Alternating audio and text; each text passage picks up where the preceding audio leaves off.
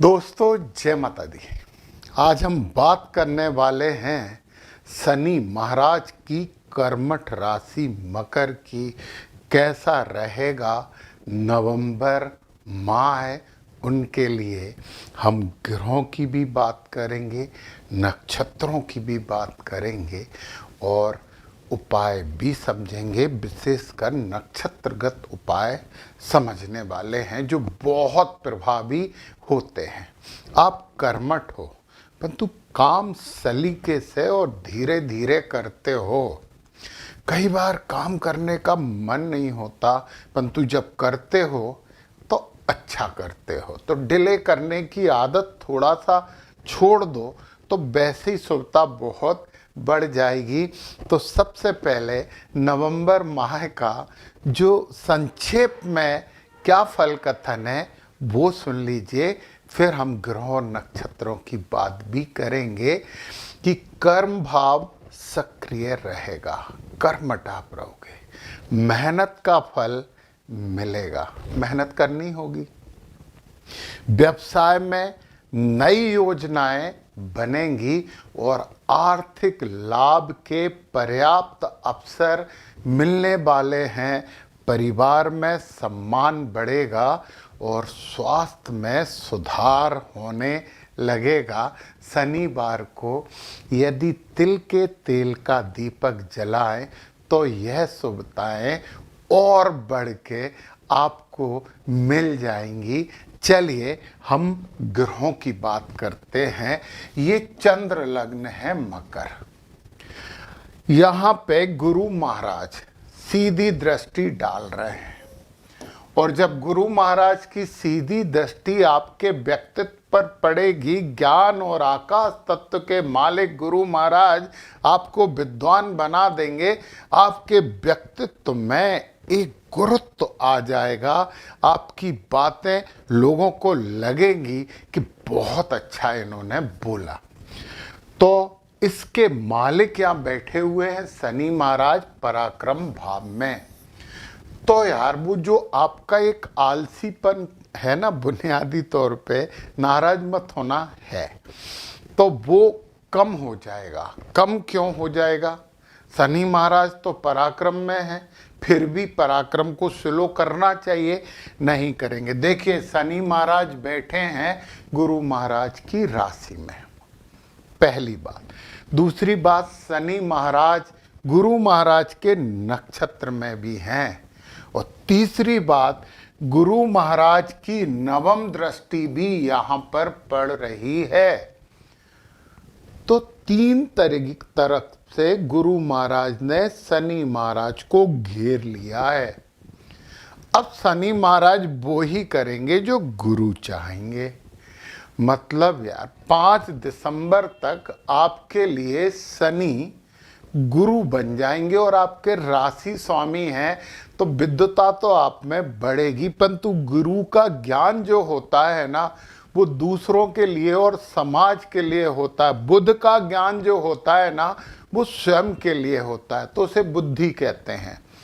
तो कोशिश करना दूसरों को ज़्यादा उपदेश देने की जगह उन उपदेशों का खुद ही यदि सदुपयोग करोगे तो निश्चित ही नवंबर माह आप यादगार बना पाएंगे।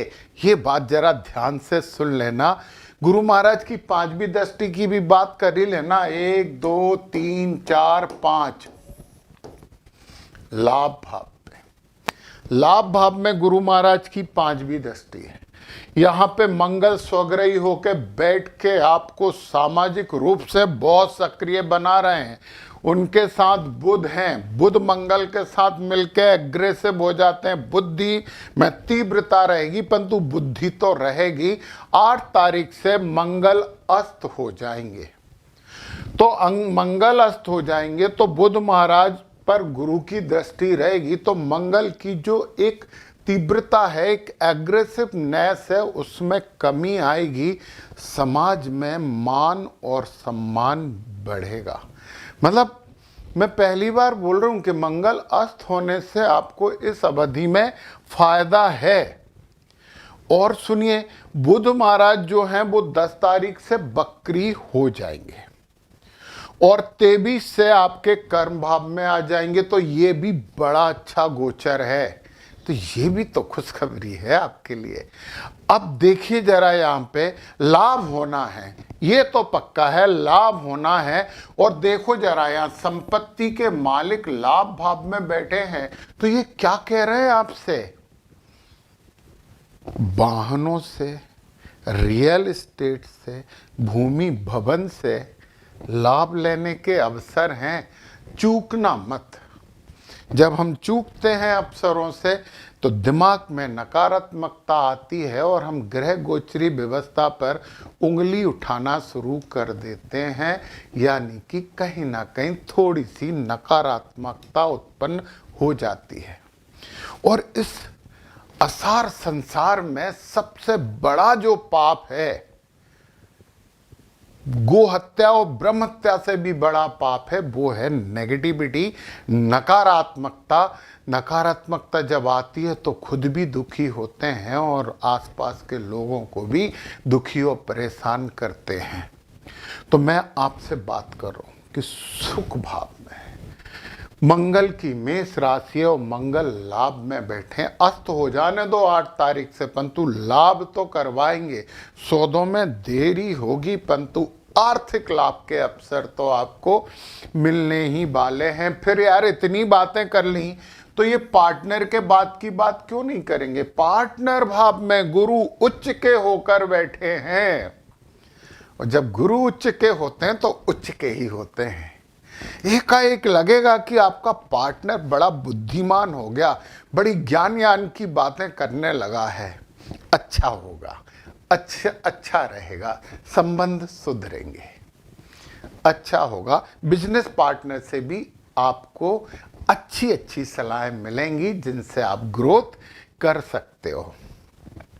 अब इतनी बातें कर ली, तो फिर धन भाव की बात क्यों नहीं करेंगे? चंद्र तो मैंने यहाँ लिख दिए हैं, बदलते रहते हैं, राशि बदलते रहते हैं, तो थोड़े 1-2 दिन का है, उतार चढ़ाव चलते हैं, तो चंद्र की बात अपन नहीं कर रहे हैं। राहु महाराज बैठे हैं और अपने मित्र शनि की राशि में बैठे हैं, और शनि की राशि में जब बैठेंगे तो मित्र के घर को बुरा नहीं करेंगे, परंतु धन के लिए एक जुनून तो पैदा करते हैं राहु महाराज। और एक और बात, बोलने में भी सोच समझ के बोले। ये कह रहे हैं राहु महाराज दूसरे घर में बैठ के कि यार कुछ गलत मत बोल देना, कुछ भ्रमित होके कोई काम मत करना, वो बातें मत करना, क्योंकि भ्रम लाते हैं। परंतु पैसों का जुनून अच्छा है, उसके लिए आप मेहनत करोगे तो ये अच्छी बात है। बिल्कुल लाइए, मेहनत करिए और पैसे कमाइए। चलिए हम इसकी बात कर लेते हैं जरा, आनंद के भाव की। सुख की बात कर लिए, अब आनंद की बात भी तो कर लें। आनंद मन से होता है। शुक्र महाराज हैं और शुक्र महाराज बैठे हुए हैं आपके कर्म भाव में। यार थोड़े से आप भौतिकतावादी जरूर होगे, लग्जरी में आपका इंटरेस्ट बढ़ेगा और थोड़े से रोमांटिक भी आप होने वाले। कर्म में बैठे हैं, हालांकि यहां सूर्य के साथ बैठे हैं। सूर्य और शुक्र गर्म और ठंडे अलग है, परंतु शुक्र अपनी राशि में बैठे हैं इसलिए, और गुरु भी हैं। सूर्य ग्रह के राजा हैं, परंतु शुक्र गुरु हैं।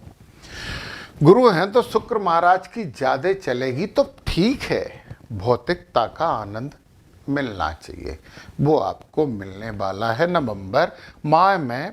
और शुक्र महाराज 26 तारीख से यहाँ पे आ जाएंगे आपके ज्ञान वाले भाव में।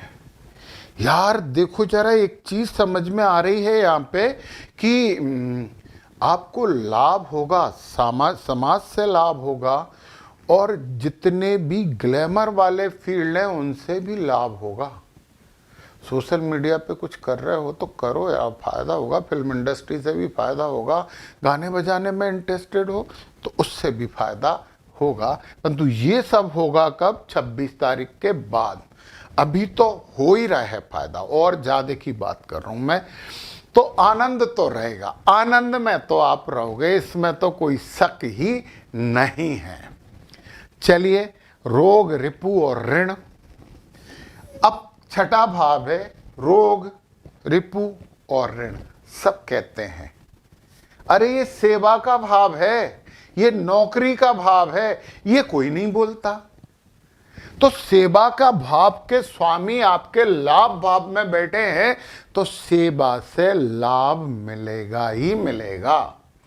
फिर यहां कर्म भाव में आ जाएंगे और मित्र शुक्र की राशि में आएंगे तो और लाभ मिलेगा, लक्ष्मी नारायण योग बन जाएगा। तो कितना शुभता है, इसे महसूस करिए, नकारात्मकता को हटाइए, क्योंकि मन के हारे हार है, मन के जीते जीत। यदि मन में नकारात्मकता पार ली तो फिर कुछ अच्छा नहीं होगा, क्योंकि ये ग्रह हमारे विचारों से प्रभावित होते हैं। विचार क्या है? आकाश तत्व है हमारे शरीर के अंदर का, और ये आकाश तत्व सभी तत्वों को प्रभावित करता है। कभी सोचा कहां से आते हैं ये विचार?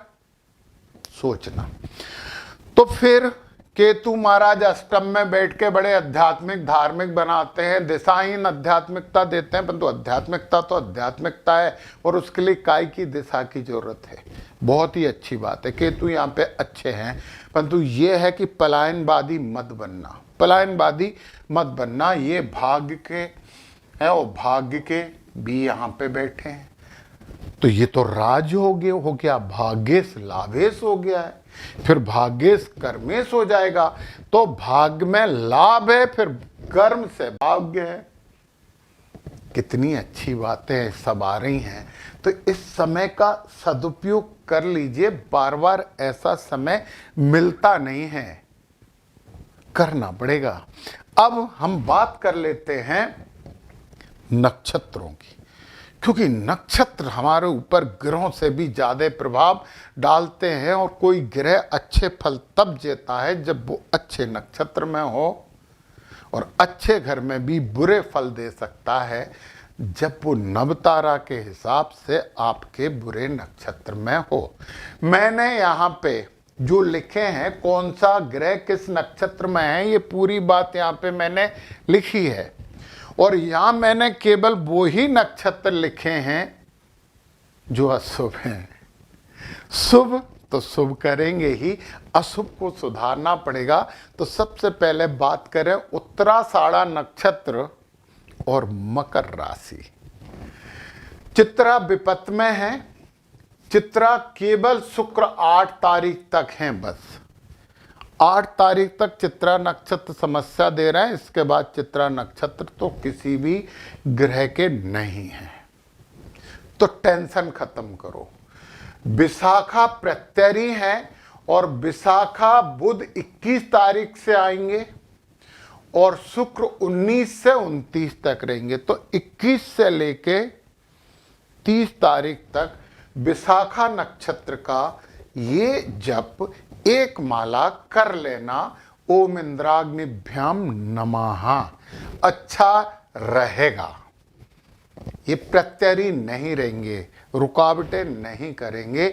ज्येष्ठा है बद, ये जो बद नक्षत्र होता है ये थोड़ी बड़ी समस्या होता है, और ज्येष्ठा में कोई ग्रह नहीं है, केवल मंगल आ रहा है 20 नवंबर के बाद, मतलब 19 नवंबर के बाद। तो यार हमें सावधानी बरतनी पड़ेगी, मंगल महाराज को ठीक करना होगा, क्योंकि मंगल लाभ में है, हमें लाभ चाहिए ही चाहिए, और बद नक्षत्र में मंगल होकर लाभ में कमी करें ये तो हम नहीं चाहेंगे।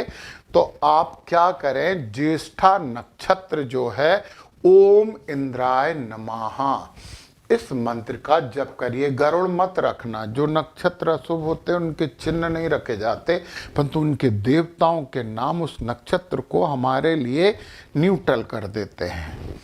ओम इंद्राय नमः का जप करोगे तो इस बद नक्षत्र का फल कम हो जाएगा। मुझे लगता है कम से कम 3 माला कर लेनी चाहिए इंद्राय नमः की, कम से कम 3 माला। पूर्वा भाद्रपद प्रत्यरी है, केतु अष्टम में भी बैठा है, कोई समस्या नहीं है, हमें केवल ज्येष्ठा और विशाखा को संभाल लेना है। तो ये तो बात हो गई उत्तराषाढ़ा नक्षत्र की। अब हम श्रवण नक्षत्र और मकर राशि की बात कर लेते हैं। तो श्रवण नक्षत्र में स्वाति विपत है और अनुराधा प्रत्यरी है। स्वाति केवल 7 तारीख तक सूर्य हैं यहाँ पे, बस 7 तारीख तक, तो चलो चलने दो। और अनुराधा प्रत्यरी है। अनुराधा में 29 तारीख के बाद शुक्र आएंगे और 20 के बाद सूर्य आएंगे। तो 20 तारीख के बाद 20 तक कुछ मत करिए, अच्छा मिलेगा सब कुछ। 20 तारीख के बाद अनुराधा नक्षत्र के लिए आपको ओम मित्राय नमः का जप कर लेना। ये मित्र जो है वो सूर्य का एक रूप होते हैं। 20 तारीख के बाद जरूर कर लेना, अच्छा होगा श्रवण नक्षत्र वालों। और अब हम बात कर लें धनिष्ठा नक्षत्र की और मकर राशि की। धनिष्ठा नक्षत्र में विशाखा विपत है 21 के बाद और यहाँ पे 19 को आ रहे हैं। ज्येष्ठा प्रत्यरी हैं, ठीक है। पूर्वा फाल्गुनी बद हैं और पूर्वा भाद्रपद विपत हैं। मेरी सलाह ये है कि पूर्वा फाल्गुनी और पूर्वा भाद्रपद, इसमें तो आपके शनि और राहु दोनों हैं, इसमें केतु हैं। शनि केतु और राहु को ठीक करने के लिए पूर्वा फाल्गुनी और पूर्वा भाद्रपद ओम भगाय नमः की एक माला पूरे माह करिए। और पूर्वा भाद्रपद में ओम अजय पदाय नमः की भी एक माला करते रहिए। ये लंबे हैं, इसमें ये दोनों मालाएं करने की आदत डाल लीजिए। 2 से 3 मिनट करना होता है। तो फिर हमारे शनि जो हमारी कुंडली में गुरु बन के बैठ गए हैं, क्यों? क्योंकि गुरु की दृष्टि, गुरु का नक्षत्र, गुरु की राशि, तो वो अशुभ नहीं रहेंगे आपके लिए। तो ये दोनों काम आप कर लीजिए और अच्छा करिए। एक अच्छे माह का अच्छा प्रभाव अपने ऊपर लेकर आइए और प्रगति की ओर अग्रसर हो जाइए। और जो थोड़ा सा अंदर से आलसीपन होता है उसे कम करिए, तुरंत काम में जुटिए। जय माता दी।